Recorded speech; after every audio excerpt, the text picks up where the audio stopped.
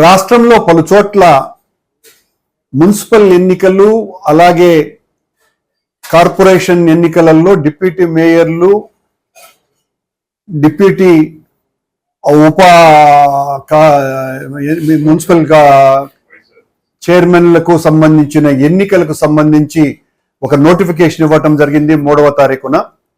ముఖ్యంగా తిరుపతిలో జరుగుతున్నటువంటి డిప్యూటీ మేయర్ ఎన్నికకు సంబంధించి మా పార్టీ అభ్యర్థిగా మేము ఎం శేఖర్ రెడ్డి అనేటువంటి వ్యక్తిని నిలబెట్టడం జరిగింది. ఆయన పేరు ప్రకటించగానే, చాలా సౌమ్యుడైనటువంటి శేఖర్ రెడ్డి పేరు ప్రకటించగానే మొత్తం తిరుపతిలో ఉన్నటువంటి ప్రజానీకమంతా కూడా చాలా మంచి నిర్ణయం తీసుకున్నారు అన్నటువంటి అభిప్రాయాల్ని ప్రజలందరి దగ్గర నుంచి వచ్చినాయి. కానీ తెలుగుదేశం పార్టీకి, జనసేన పార్టీకి, బీజేపీ పార్టీకి సంబంధించినటువంటి స్థానిక నేతలు శేఖర్ రెడ్డి గారి కుటుంబ సభ్యులకు ఫోన్లు చేసి బెదిరించి మీ ఆస్తులన్నీ కూడా ధ్వంసం చేస్తాం, ఎలా నిలబడతాడు, మీ అంతు చూస్తామనేటువంటి బెదిరింపు చేష్టలకు పాల్పడుతూ ఉన్నారు. ఇలాంటి ఉడత బెదిరింపులకు భయపడే వాళ్ళు ఎవ్వరము లేమిక్కడ. దేనినైనా ఎదిరిస్తాం, ఎంతకైనా కూడా మీ దౌర్జన్యాలకు ఆటంకాలు కలిగిస్తే మేమందరము కూడా మీకు తగిన రీతిలో గుణపాఠం చెబుతాం. ఇప్పటికే మీ ప్రభుత్వం మీద చాలా అసహనం వచ్చింది, మాకు చాలా స్పష్టమైనటువంటి మెజారిటీ ఉన్నది. శేఖర్ రెడ్డి గారు చాలా ఈజీగా డిప్యూటీ మేయర్గా ఎన్నిక కాబడతాడు.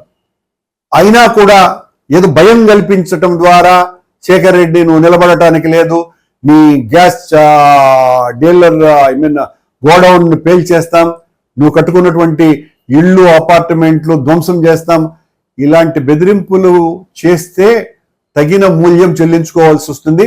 మొత్తం రాష్ట్ర వైఎస్ఆర్ కాంగ్రెస్ పార్టీ అంతా కూడా ఇక్కడే ఉంటుంది. ఇలాంటి దౌర్జన్యాలు చేయాలనేటువంటి మీ కుటిల ప్రయత్నాలను అడ్డుకోవటానికి మేమెవళ్ళము కూడా వెనుకంజ వేసేటువంటి వాళ్ళము కాదునని హెచ్చరిస్తున్నా. మర్యాదగా మీకు అసలు 5 మంది కూడా మీకు సభ్యులు లేరు.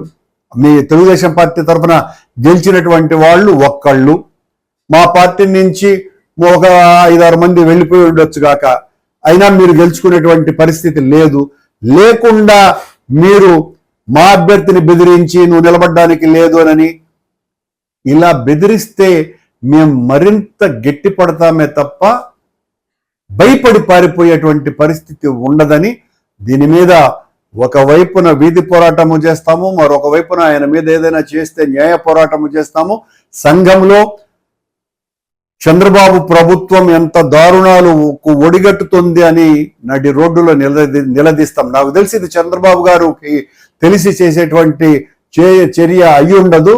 ఆయన ఇంతకు ముందే చెప్పడం జరిగింది, అనవసరంగా ఇలాంటివన్నీ కెలుక్కొని మనం గబ్బు చేసుకోవద్దండి, మున్సిపాలిటీలలోనూ కార్పొరేషన్లలోనూ తల దూర్చి అని చెప్పటం కూడా జరిగింది. అయినా కూడా ఈ స్థానిక నేతలు కాస్త విర్రవీగుతున్నట్టుగా ఉన్నది. ఆ విర్రవీగటంలో ఈ అసాంఘిక కార్యక్రమాలకు, అరాచకాలకు తెరతీసే విధంగా వాళ్ళు సాక్షాత్తు శేఖర్ రెడ్డి కుటుంబ సభ్యులనే బెదిరించేయటము అంటే, అలాగే కొంతమంది కార్పొరేటర్లను కూడా బెదిరిస్తున్నారు అని ఆ కార్పొరేటర్లు కూడా చెప్పడం జరిగింది. దీన్ని తీవ్రంగా ఖండిస్తున్నాం.